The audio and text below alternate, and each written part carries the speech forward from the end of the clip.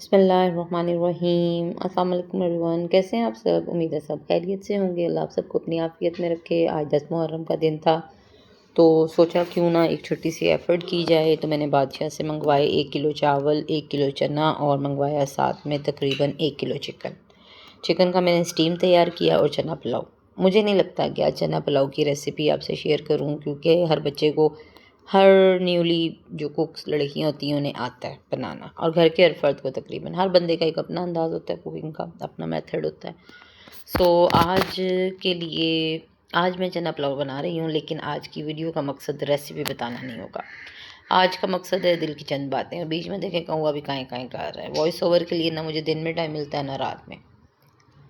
خیر، 10 محرم ایک ایسا دن جو صرف تاریخ نہیں کردار بھی یاد دلاتا ہے۔ آج ہم نیاز تیار کرتے ہیں تو صرف چاول اور چنے نہیں پک رہے ہوتے، بلکہ ہمارے دل میں محبت، شکر اور خدمت کا جذبہ بھی جاگتا ہے۔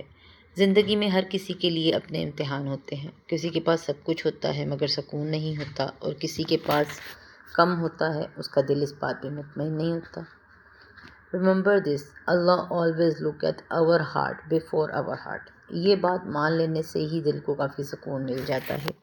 اس لیے اگر آج آپ کے گھر میں سادہ سا کھانا بھی بن رہا ہے جو آپ کی حسب توفیق ہے، تو اس پر اللہ کو اپنے قریب جانیے، اللہ کا شکر ادا کیجیے، اسے کم نہ سمجھیے۔ اگر نیت خاص ہو تو چھوٹا عمل بھی اللہ کے نزدیک بہت قیمت والا ہو جاتا ہے۔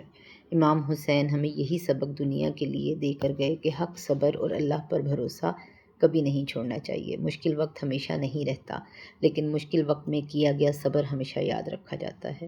آج ایک لمحے کے لیے اپنے آپ کو نکالیں، اپنے والدین کے لیے دعا کریں، اپنے بچوں کے لیے دعا کریں، اپنے مرحومین کے لیے دعا کریں، اور ان سب کے لیے دعا کریں جو کسی آزمائش سے گزر رہے ہیں۔